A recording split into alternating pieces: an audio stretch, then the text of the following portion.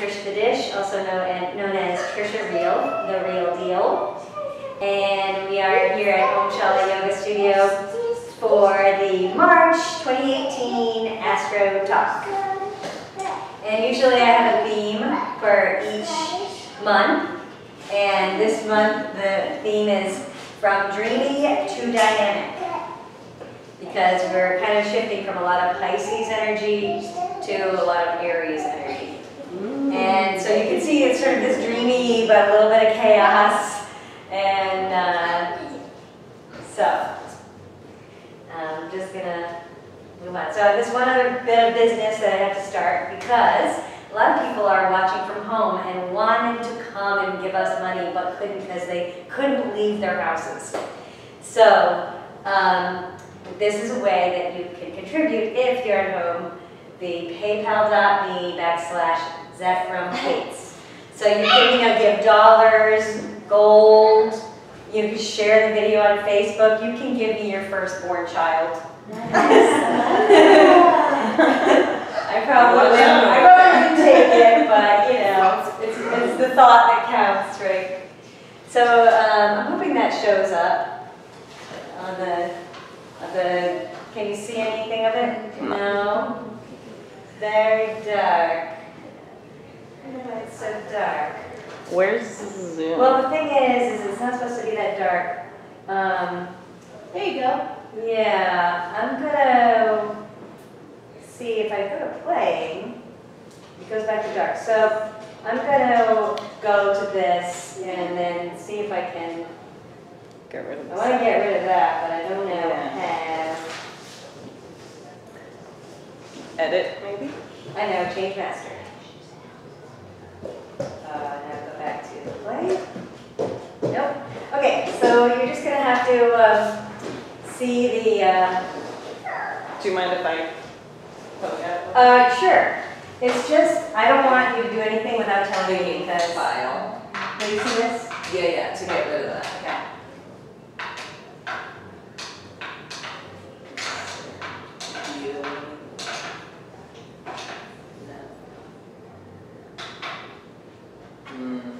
Yeah, it's tricky because usually I know what you're saying. Usually you just go to play and then it takes it off. And it's not black. Yeah. You know, but that's weird. Yeah. Is your Zoom I on? wonder if you're into lighting. Yeah, hold on. That's what Yeah, it you is. must be, it's a little other button, but I'll show you in a second.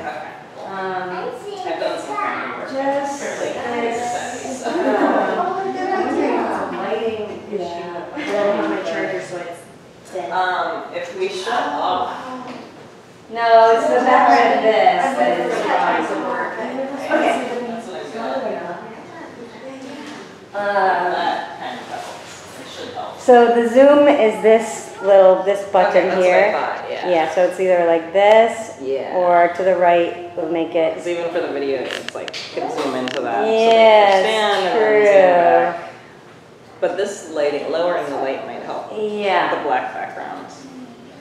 All right, well, We'll just start there. So much for me thinking the tech is going to work out perfectly.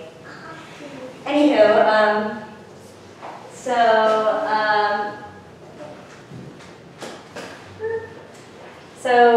usually I will start with a basic overview of the astrological lingo so that everybody's on the same page with that kind of thing. And this is the chart for March 4th. And I really do wish I could get rid of that, but apparently I just cannot go away. If you double click on the main screen. There you go.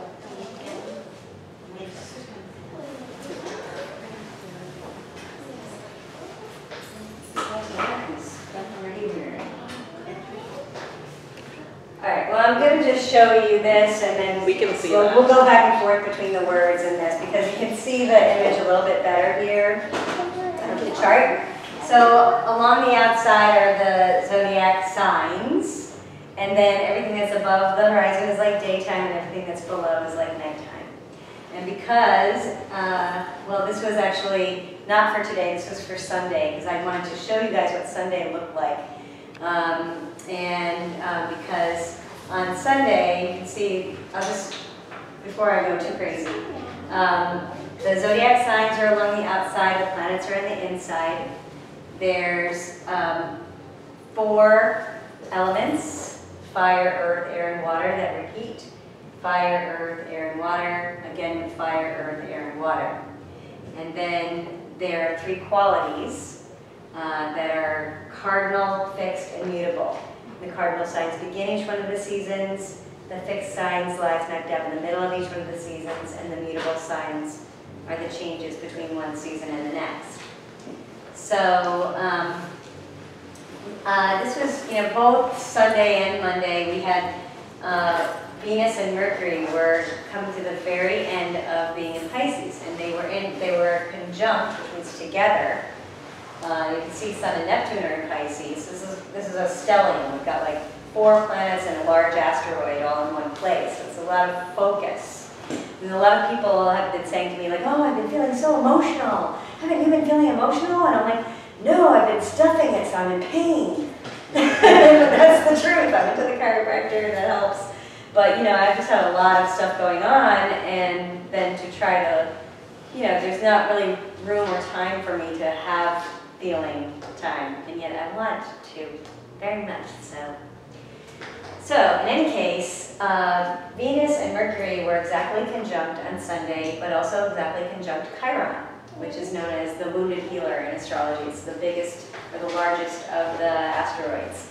And so in some ways, communication may have gone well on Sunday. Like, we had a Humboldt Juggling Festival meeting. Everything went really well, even though I didn't have a plan. And we did it in a short amount of time. Very good. But something about this conjunction is that we are kind of looking at the deeper ways in which we can heal and complete a healing process. And I know, I'm very busy with this Humboldt Juggling Festival planning. And a few years ago, it was just me and one other guy and a graphics guy on the whole team, which usually will have like 12, 13 people. And by, the end of that weekend, I couldn't raise my right arm up because I had this old clavicle injury. So I've just been starting to feel the clavicle kind of hurt a little bit, and it's not even happened yet. So I gotta get a handle on this situation, and sort of like the weight of the world a little bit. So, but I don't know what it would be for you guys, but there's definitely a lot of energy in one place. And you can, if you know anything about your own chart, you can say, well, where does Pisces fall in my chart? So you can be like, well, if it's in the 10th house, it's all career stuff, or if it's 6th house, it's all health stuff. So like for me, I've got mine in the 6th house, which is about the health and how are your feelings affecting your body, for instance. So that's a lot what has been going on, and where as we move into the week, these planets, Mercury and Venus, are going to move out of Pisces, and actually they already have a bit. So that's basically a thing that I wanted to show you, and then we have, just so that you'll know what I'm talking about later, the long blue lines are trines, or 120 degree apart. They're a point of harmony, like a triangle. If they're half a trine, they're a sextile, which is 60 degrees, and that's also harmonious. If it's an opposition, you'll see a big red line across, so it's 180 degrees, so those usually point to awarenesses. So on Sunday we had Uranus opposed the moon, so like anything could have happened. And then these other squares are 90-degree angles, which are square red lines.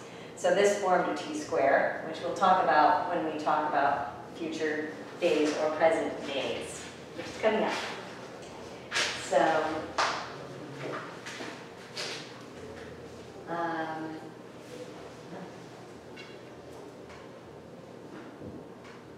okay. So, I don't think it's gonna work that the dark part is gonna go away. We can see the words when it You can starts. see the words? Yeah. Okay. So, I wonder why though, but here's the background. Ah, background. Current film. Okay. And White. now- How about white background? Well, there's white. See what happens there, and then we'll go back to play. Hey! Look at you, girl! It's a team effort! Okay, so, thank you. With brilliant words, someone in here knows their colors. So, great. So, as you can see, it has been a challenging time. Even the littlest things have presented challenges. So here we are, March 6th and 7th. This is actually the chart for March 7th, and this was the time of that our Astro talk was supposed to begin, and almost did. And as you can see, since this is the horizon line, everything that's above is daytime, and everything that's below is nighttime. You can see how it's the sun, the circle with the dot, is below the horizon, so it's nighttime. But still, there's quite a stellium of planets over here. But as you can see, both Venus and Mercury have now moved into Aries. So it's sort of like the beginning of springtime energy, but it's also, starting to think of new things. And still, Sun and Neptune are conjunct together. Now, Neptune in astrology is known as the planet of compassion and understanding, the planet of illusion and creativity. It's known as the dissolver. So conjuncting Neptune, the Sun conjuncting Neptune in its home sign of Pisces, it's very, very imaginative. So there's a lot of potential for your imagination to really, for you to want to go into imaginative spaces. But now you see there's all these wonderful trines, but there's also the Chiron is still in the late degrees of Pisces, and it's making a pretty strong square to Mars. Mars is the passion planet, and Mars has been traveling through Sagittarius, so it's the passion to get perspective, but then this Chiron and Pisces is just still, there's this deep healing that needs to happen. And so in some ways it's like, we're having to face some of our shortcomings with this aspect. It's going on through a lot of the month. Joy of joys. So, it's like we're only one person, you can only do so much, or, kind of figuring out what's what there. And figuring out ways to heal wounded aspects of ourselves. Whether it's your fairy wing or something else. Now, Venus and Mercury, they're in the early degrees of Aries. They just went in, yesterday and today. And but there's a square going on with them too, because Saturn is in the early degrees of Capricorn. It's not a perfected square, which will be Friday, but it's approaching. So it's like Saturn is the planet of life lessons, limitation, structure, that sort of thing. And making a square to these two planets, the things that are related to direct communication, there's something really real going on there, because Saturn's going through Capricorn, and it's like finding your ways to make your ideas that need to happen. You can't help to say them, or but make them real and give them some ground. And I know, for me, where there's all these details in this festival. So I gotta go get the parking permits. I gotta make sure the event insurance is happening. It's so boring. I want to be beyond it, but we are not beyond that place. Because all I want to do is think of the fun stuff. But it's not all fun and games right now. No. No, it's really not. Planning. Sorry, you probably already knew that. But yet there are still a lot of strong trines. There's still all these blue lines. Jupiter going through Scorpio and a water sign, and it's in the late degrees, but it's, you know, it's still making trines to these guys in the early degrees, and it's making a trine to the, oh, oh my God, stop. Making a trine to the Pisces planets. So there's a lot of potential optimism and support. You know, it could be worse, that's all I'm saying. It could be worse. And you know, because we have these Aries planets now, and there's a subtle look into spring, but it's still really winter. Now, don't tell me I'm going to have to do that for every one of my thingies. Every one of them. Edit master slide. No. Background. White. And gray. Click.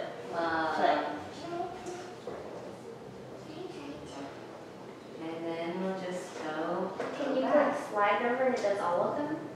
Well, that's what I mean, it said slide number, but I don't really have I didn't have anything that says, I didn't have that one. I just thought maybe that would not be smart to press that button.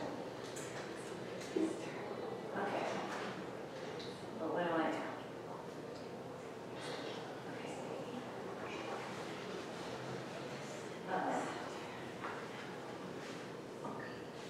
Okay, I'm going to say done. And play. All right, maybe it's going to work.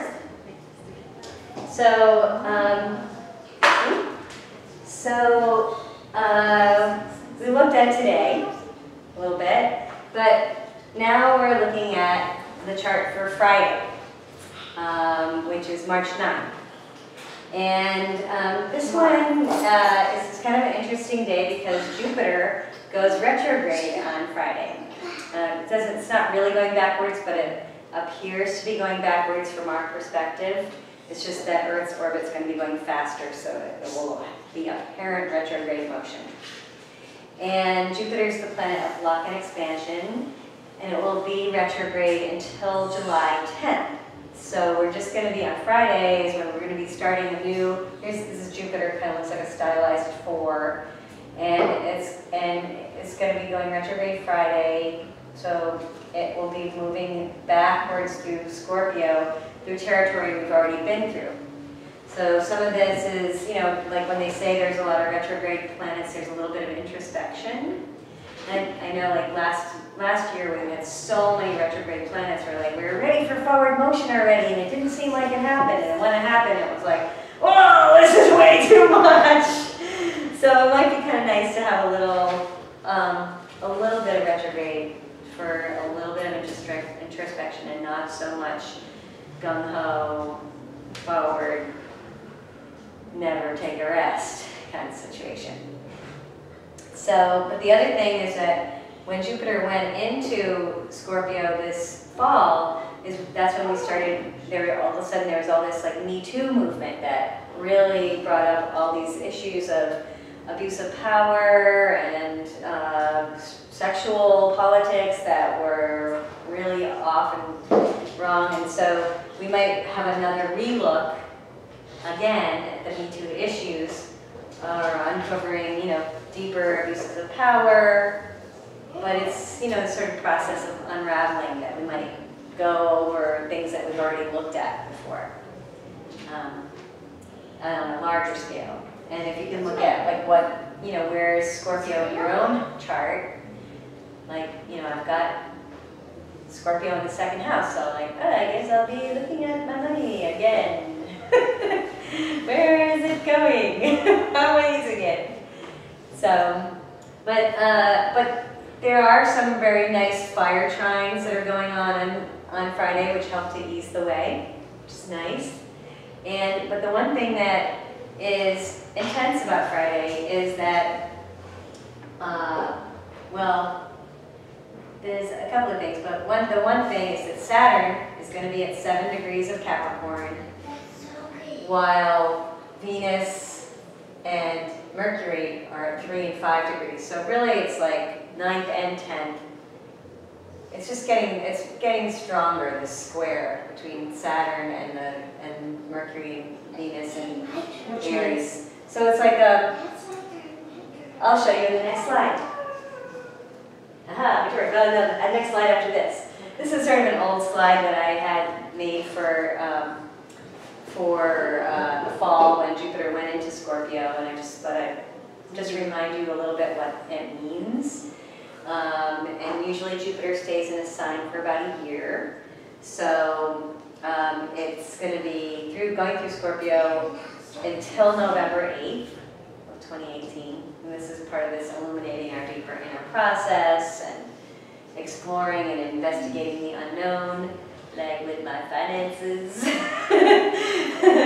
or whatever else, but magnifying feelings that are beneath the surface and expanding into the back crawl spaces of our consciousness in order to find a deeper truth. So, but what you were asking about, which is relating to the Saturn square to the Aries planets, and this is when it went on the Sunday, March 11th, is when Saturn at 8 degrees and Mercury's at 8 degrees, but in Capricorn and Aries.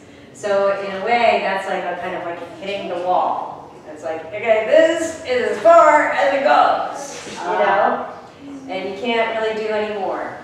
Like, you know, we're going to have a juggling festival meeting on Sunday, and we'll be like, I did everything I could. It has to have a life of its own now. It's all on you and all people that are coming. Like, you know, I can do no more. That's it. That's it. That's all it is. So, but it is, you know, with Saturn aspects, strong Saturn aspects, you know, there's a way of, you know, there's a way that things may be feeling way more real. So that's great in a way.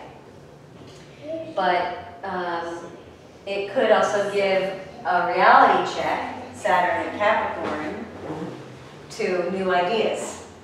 So you all have new ideas on Sunday, that we're going to be like, sure, you want to do that? Go ahead and try. You could, you just have to sort of pay the price in a way, put the work in. But Jupiter, planet of luck and expansion, making a nice trine to the Sun and Chiron. So there's, you know, compassion and healing, you know, pull towards the imagination is strong. So there's some really, you know, positive aspects going on, you know, despite the fact that we might hit a wall in a way. Might be a soft wall. What were you thinking? So we always hear about like Mercury in retrograde, but how often does Jupiter in retrograde happen? Well, I don't actually know how often it happens, but when it does happen, it usually happens for about 5 or 6 months. Okay. Because it doesn't, I have to look. I don't really know. Yeah. That's a good question. Yeah. I will think about it. And then the other trines that we have, and this is kind of interesting about Sunday, the hitting the wall Sunday, is that Mars and Uranus are going to be making an exact trine also. So now Mars is about passion and Uranus is the unusual and the unexpected. And so here, you know, you could have you could be inspired to act in unusual ways forward. Or, you know, you might want to do something wildly crazy. but, you know, like I said, that Saturn thing is going to, you know, kind of like, you know, make it if you are thinking of imaginative wild things, you will have to think, well, how can it really happen? Or is that just a wild idea for a future time? We don't know. And then just a little reminder on Saturn. Since Saturn moved into Capricorn on winter solstice, 2017, Saturn is at home in Capricorn because Saturn is the ruling planet for Capricorn. And it's going to be going through Capricorn for 2.5 to 3 years. It's usually 2.5, but it's almost 3 years because of a retrograde motion that happens towards the end of the aspect of the whole journey. So it's known as the gatekeeper, the lord of karma. It's Saturn and Capricorn. It's a lot about the long term. So in these next couple of years, or even 3 years, it's setting up real structures. Laying new for our ambitions and laying new foundations. Do the work, be rewarded for the work you do. But it's it's also an opportunity to make your life better in some real ways. So that's awesome. It's the get shit done aspect or transit, and do what you must. So, and then on a larger scale, Saturn in Capricorn is a test of humility for those in power. At least we would hope it would be. So, and the last time Saturn was in Capricorn, just for reference, was November of 1988 to February of 1991. So all of those people that are born during that time, this is now the time when they're getting their Saturn return, which happens every 29 years. So. Yeah. What did you say? Good to know. Yeah. Coming around mine right now. Heads up. Yeah. 87. And then the other Capricorn energy, now they're not conjunct, but Saturn and Pluto will be conjunct by 2020. So now Pluto's farther ahead than Saturn in Capricorn. Pluto's been traveling through Capricorn since 2008, and it will be there until the beginning of 2024. So, transformation of political structures on a larger scale, and some political unrest. It's very similar to, because Pluto is the planet that is about transformation, going through the sign that has to do with structure. We, say that structures will be undergoing a transformation or radical changes. And, dark stuff might be bubbling to the surface so that it can be shown and cleared. So it's similar to what the vibe was before 1776, when the colonies were going through unrest and before the United States was formed. So we're kind of coming to a natural conclusion of our United States situation. So it's a 248-year cycle coming to an end. So, we know this, we know that 2025 Pluto's going to enter Aquarius. We can take this time to be like, okay, what are we going to do? And, is my aerialist friend really going to run for city council? I think she is. Just like different ways that we can make paradigm shifts. Shada actually called me a couple of weeks ago. She was like, Trish, you have to do something about all these princesses. Because, there are all these books and videos for princesses, or for girls or guys, little kids, and they're fairy tales, and a prince always comes to save the day. But it's really unrealistic because usually a knight in shining armor is not coming to save the day, and then women have this unconscious thing where we have unrealistic expectations of men, and then they never measure up, and they always fall short, and we're like, what's wrong with these people? They're just people. Right? What? That's not supposed to be how it is. But it's like some sort of assumption that we really took in as kids. I mean, I took it in, and so I used one of my Zephram Gates, from my Zephram Gates stories, and I wrote a Dr. Seuss inspired story that is rethinking that kind of basic assumption.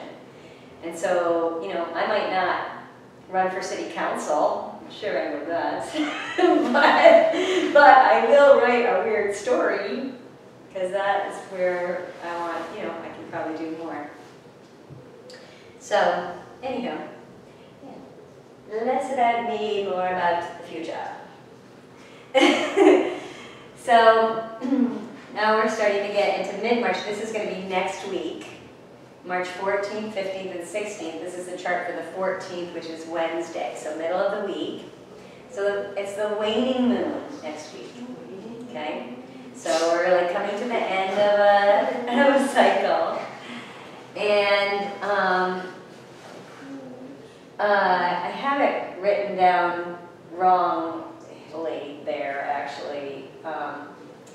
But it's not conjunct, it's square, where Chiron and Mars are going to be exactly square.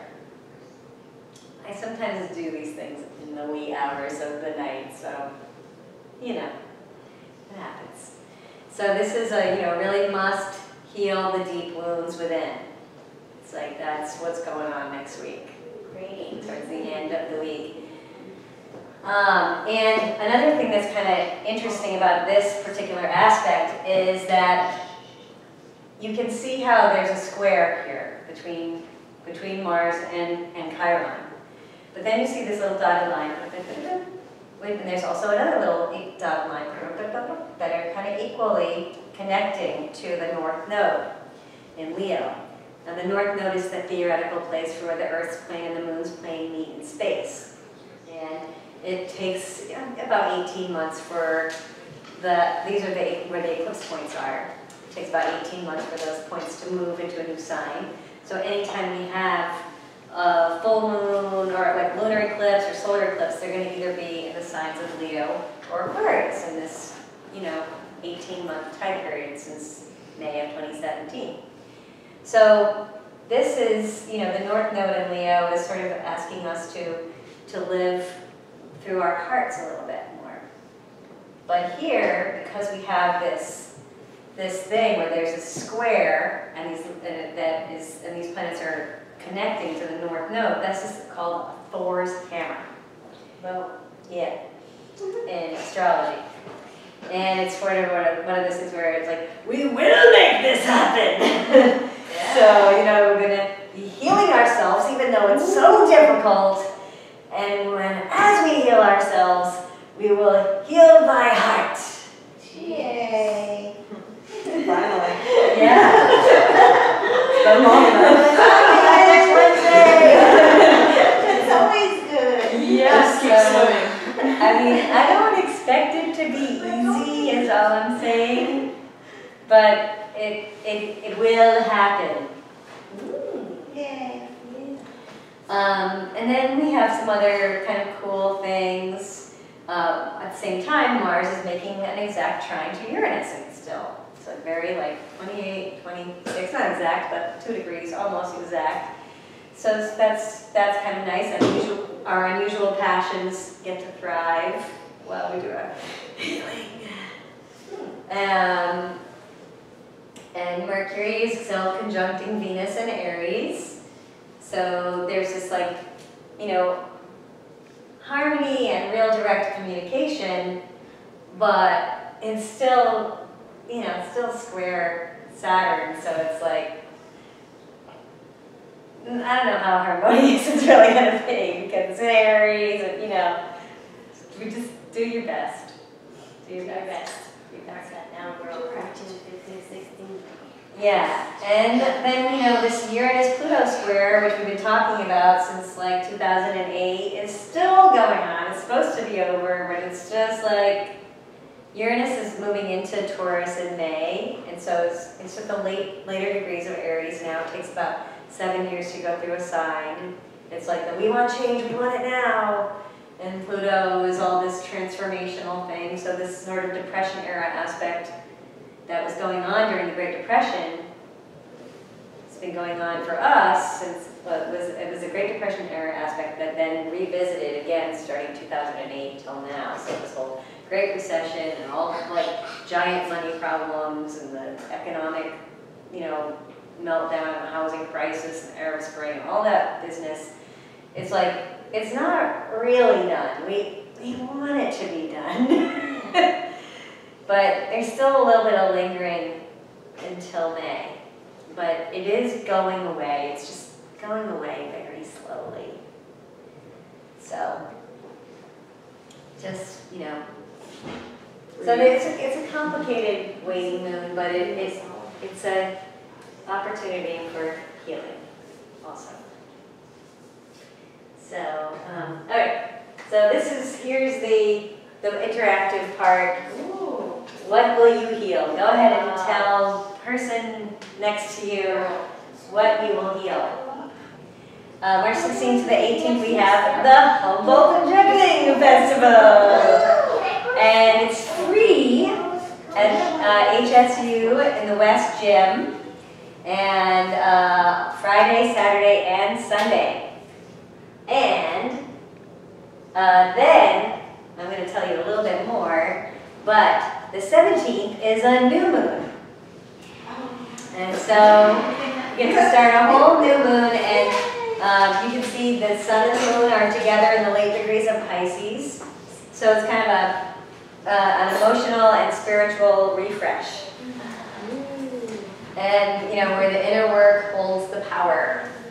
And it's also, you know, it's like sort of a dream big. It's, you know, Chiron is still real close to the sun and moon there. And it's a new beginning, but it's like the last piece of deep healing. Deep healing? Deep healing, last piece of deep healing. And the other thing, deep healing. The other thing is that Mars is making a square to the sun, moon, and Chiron, and making a Thor's hammer to this north node. So the whole thing of healing thy heart, it will do this. It won't just be at the end of the week. It's going to be for the new moon too. So, but it is, you know, these are mutable energies, and Mars is the very last degree of Sagittarius on the beginning part of March 17th. So it's, you know, they call it the critical degree, and then these are in the later degrees of Pisces, which is also mutable. So it's in a way, it's a little bit unstable because you'll be like, it's a new moon, but then everything changes like the next day. It's not really the changes aren't really happening that day, but they are because all this internal work is going to make something new happen. And I wanted to talk a little bit more about the new moon because there's more things going on in there. So this is still the same chart, and there's a lot of water trines, right? Because we've got Jupiter's making a nice trine to the sun, moon, and Chiron, as well as Neptune. So there's a lot of sort of feeling our way through on that Saturday. Mars, you know, squaring Chiron will, you know, show us situations, show us where we've outgrown situations. It's time to move on, move forward. You know, I don't know what those situations will be, but, you know. For you it would be this. Yes. I don't know the things. You know what it is, Got my chart right here. Yeah. But, you know, it's also kind of reining in your restless impatience is another thing for this day.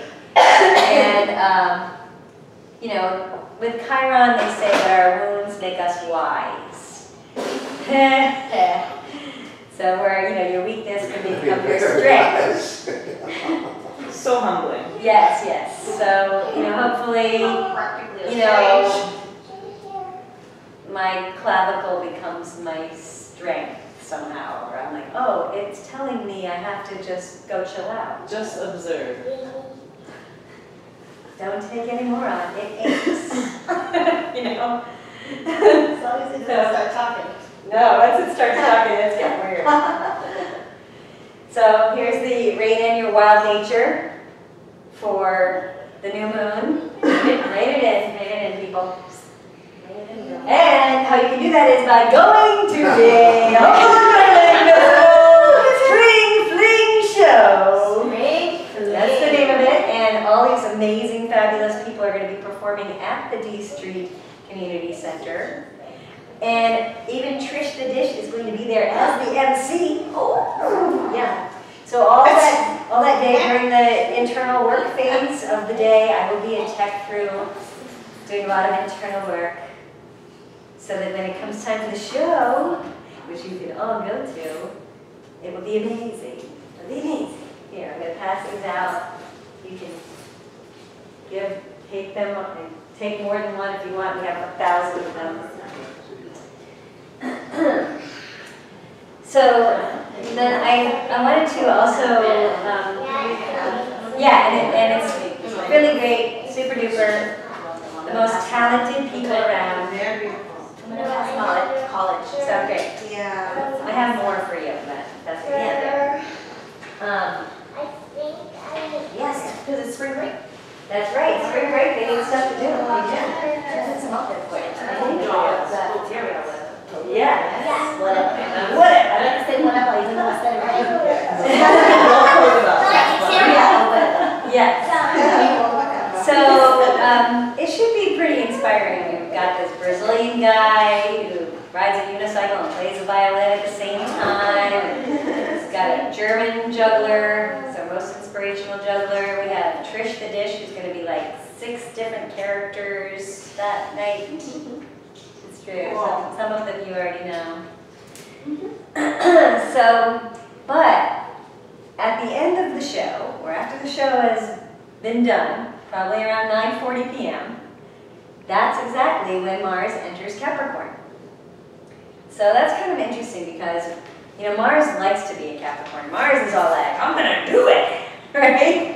And so, you might get inspired by the show, it's like exalted ambitions, because it's like, Mars, they say it's exalted in Capricorn, so it's, it's not its own sign, but it likes being in that sign. And so, there's like this ambitious energy and this push ahead energy, and, creating solid boundaries and enforcing them. I'm going to do it. But the other thing is that Mars is also making a square to the moon in Aries. So it's like, a little, there might be a little push-pull. I'm going to do it. No, I'm not doing it. Oh, I'm going to, no, I am. Yes, I'm not. No. Perfect. So a little bit of that. So for all of those people who think they're coming to the after party, we don't know. Can't say. We'll only find out once the time comes around. But it is, with Capricorn energy, it's completion versus starting new things. So that's kind of what is the vibe of that evening. And who cares? Who cares? Who cares? So, and then March 18th and 19th, these are the last days of winter. Now this is the chart for the 18th. I just kept it up because it was a little more on the dynamic of the Thor's hammer still going on to the North Node until the 18th. On the 19th it eases up.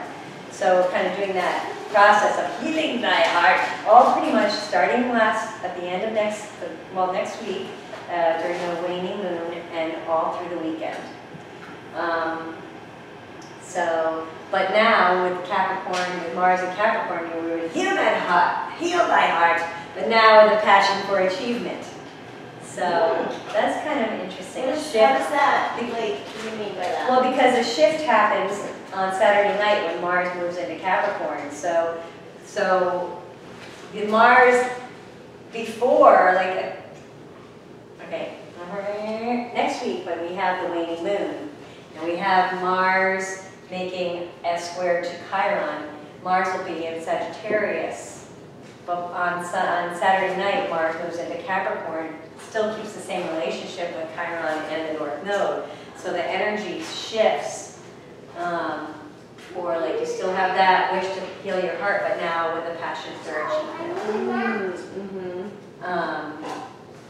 And then on the 19th of March, we're completing the season. It's the last official day of winter. Because spring equinox is coming. Oh, yeah. And so we're going to gestate the new soon enough. And then this is for March 20th, spring equinox. So you can see there's like a stellium of mostly planets in Aries. So it's really, there's a lot of energy. Chiron's still going to be in Pisces, but we got Sun, Mercury, Venus, and Uranus all there in Aries. So it's really like, is the sort of forge forward. But I'm going to keep the long-range plans in mind because Saturn and Mars are squaring the planets, the Aries planets that are in the early degrees, and Pluto squaring the Aries planets that are now in the mid and later degrees. So there's still this pull between, you want to do everything, you want to start all this stuff, and then you got to really do it if you're going to do it. So, Going in. like I have this great story about the princess, but if I want to illustrate it, that means I got to spend time and do it, and it wants color. So, we'll see. But between, now and, well, especially between the 20th, but between now and March 22nd, we want to get all of our communications sorted out for ease, because on the 22nd, Mercury goes retrograde. So, and then I wanted to just give you a little look at what does it look like when we have an equinox, because it's equal amounts of light and equal amounts of dark on Earth. So it's kind of cool. The sun's coming in, and we're we're not at an angle like this, but we're kind of more direct. We're getting, both hemispheres are getting the same amount of light. It's not like the northern is getting less or the southern getting more or whatever. We're all getting the same. So. What's Mercury going retrograde mean? Well, I'm going to talk about that in the next slide. We all But first, before we do, tell what you imagine for spring. You can tell your sign if you want to, or just, we'll make this run really quick. Just say what you might do in the spring. One thing, don't say forever. Do what? So what you're going to do this spring. When spring comes, what you're going to do. Travel. I'm going to Grow tell some you. things. Plant some more veggies. I see what? Plant some more I know, veggies. I've been Plant more trying. veggies. I'm ready to go, I'm ready to sprint. I've had those See, signs. you like to look like this. We're here. Yeah, just see where it's at. I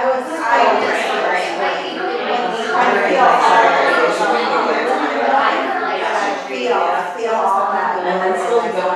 That's not big.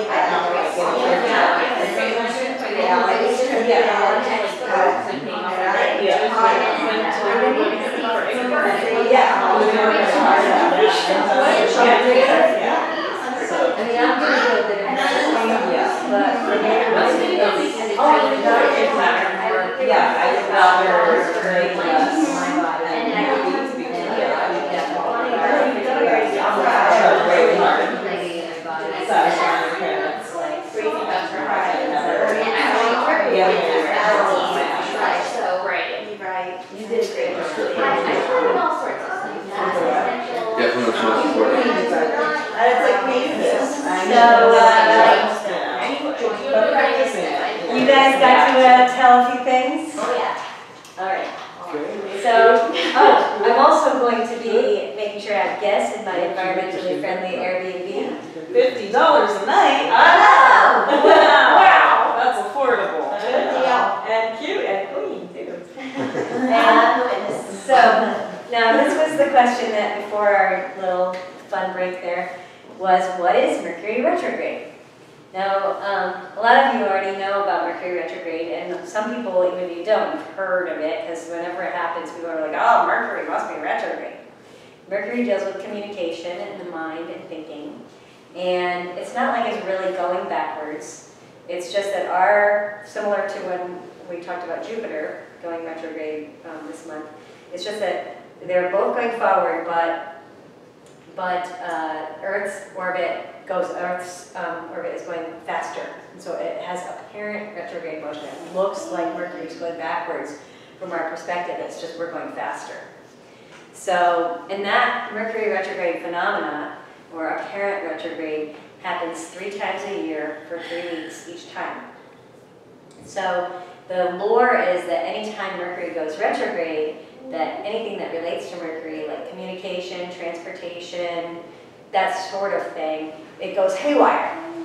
But statistics don't say that. Statistics say, well, there are only really major communication breakdowns when Mercury is retrograde and making a square 90-degree angle to planets that have larger orbits, something beyond Saturn or beyond.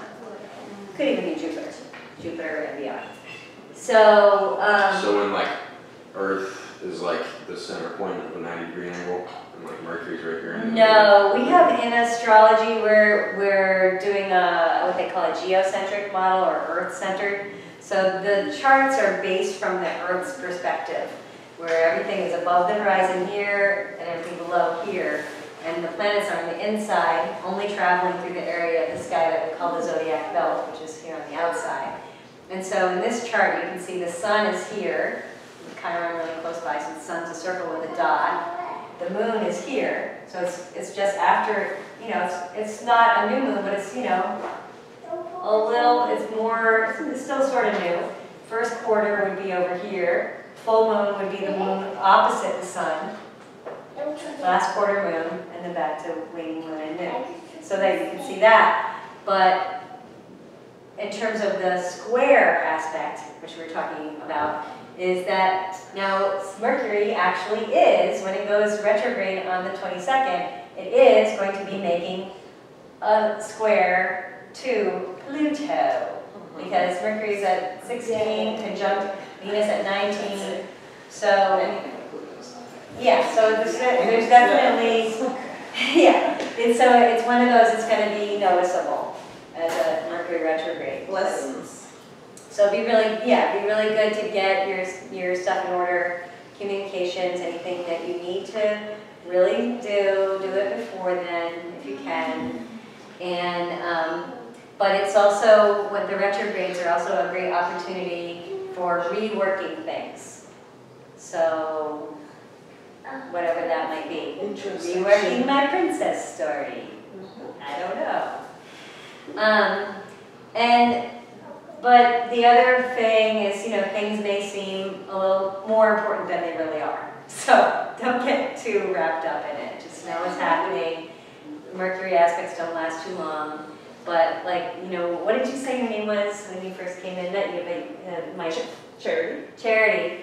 Charity, you were saying something about Pluto, like it's going to be, what was your word? I said just lessons. Yeah, it's sort of like, it's like a way to, it's like it's almost like Chiron, the wounded healer. It's things that we have to look at and kind of readdress, and that we might not like, but if we see how it may go, we can make adjustments to make the best. Sort of like that's transformative lessons. Transforming, yeah, like the 8th house, transformation. Yeah. So, yeah, that should be interesting. That is Thursday that Mercury goes retrograde. So that you know. And the 23rd, now, Mercury has gone retrograde. Venus is making a stronger square to Pluto, because it moves at 20 degrees, moves to 20 degrees, while Pluto's at 21. So Venus is actually going to be more of where the square action is happening. So that maybe, you know, deep stuff from underneath comes up. And, you know, the sun is also going to be squaring Mars, exactly. So the counsel is, you know, don't turn your fear into anger, you know, just, you know, it's going to be, you know, don't get too agitated, just know that there's going to be some Martian energy. And then the other thing is that there's this yod, they call it a yod, that Venus, you know, is making a square to Pluto, but it's making also a nice sextile, 60-degree harmonious angle to the moon in Gemini. So communication might be something that happens, but it's making a yod, or 150 from both of these over to Jupiter and Scorpio. So, you know, this whole mix is great for diving into shadow work. You know, like owning your shit within. Yes, so you see a cute little shadow right there. There you go.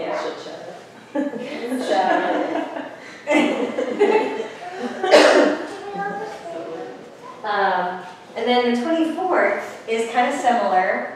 It doesn't have a yod, but what it does have is kind of even another kind of intense is it has a T-square, right? It's like if it was a full square, there'd be a planet over here in Libra, in the early degrees of Libra, but there's not.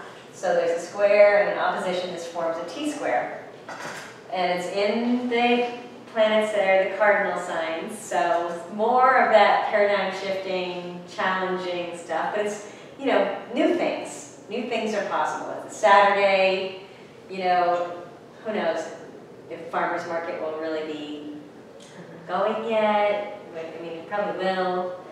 But it's the T-square is where there is no planet, that is where the resolution is to where Libra. So it's like, this is a great day to like find, well, how can you find a better balance in a new way? And then Venus and Uranus are very close to each other, and they're making a square to Pluto. So that's you know, it's kind of an intense day. I'm like, should I do something? I don't know. Is it sunny? If it's sunny, yes.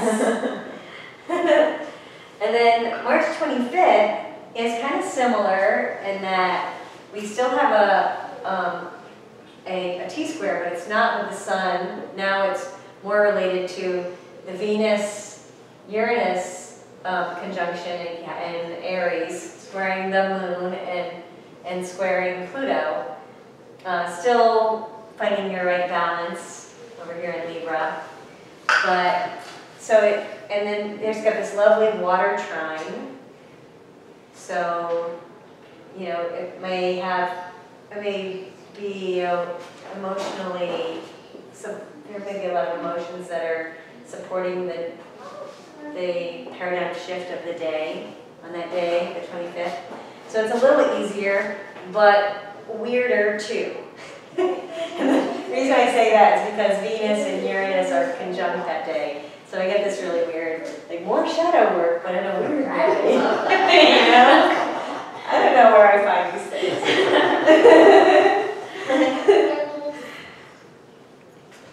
And then on the 28th, we have Venus and Uranus. This is a Wednesday at the end of the month. Your Venus and Uranus exactly conjunct in Aries. So it's, you know, the desires are outside the box. We like the unusual and the different. And, you know, it's making a nice fire trine. Well, fire and earth. It's fire and earth signs, making a trine. So, but with Uranus, you know, they always say it's the unpredictable planet. And so, you know, you may have lightning inspirations. Or it could be a breakthrough even in some way. But again, there is sun. The sun is, well, not really squaring Pluto, that's again a little wrong, but the sun is squaring Mars and Capricorn, Mars and Saturn. So you may, if you have these lightning inspirations, it might be something, just remember, you're probably going to have to work for it a little bit. It won't be like, poof, instant. But I would say, the end of the month seems kind of interesting to me, It'll be more like lightning bolt than poof. Yeah. These are technical terms. And then on the 31st, we get a blue moon, which is when there's 2 full moons in the same calendar month. And so we had one on March 1st, and then we had one on March 31st. This is what it looks like, the full moon on the 31st. As you can see, the sun is conjunct Mercury and opposite the moon in Libra. So Sun and Mercury in Aries, conjunct, opposite that. And then we've got this cool thing called the mystic rectangle. See this? Like 2 trines that are parallel and 2 sextiles that are parallel makes a mystic rectangle. So that's kind of like the best use of energies. Pretty interesting full moon. And then Venus is moving into Taurus on the same day. Venus is at home in Taurus. And so sort of like, this is like, I know we have our spring equinox on the 20th, but the spring vibration doesn't really start happening until the full moon, according to like what I can see energetically. So then it's like it's a nicer vibe, nicer spring vibe. So we can, enjoy the sweetness of our senses but this full moon, it's in Libra, so the focus is on our relations with others too. So it's, I don't know, I think it's going to be pretty awesome full moon. There's, these potent squares that are going on, but with a lot of harmonies. So, and this one has a T-square, but the T-square moves to Cancer, so it's like finding ways to nurture ourselves is, on this full moon, the best advice. So that's pretty cool. And so spring is arriving, and then we have April Fool's Day the next day, which is April 1st, and that the moon that day, Venus and Uranus conjunct. They've been doing that, but the moon is going to be opposing it. So it's definitely an unusual day. It's like Easter and April Fool's Day. So like the Easter bunny is going to do all kinds of weird stuff that day. And I just thought, why not put some trickery up there.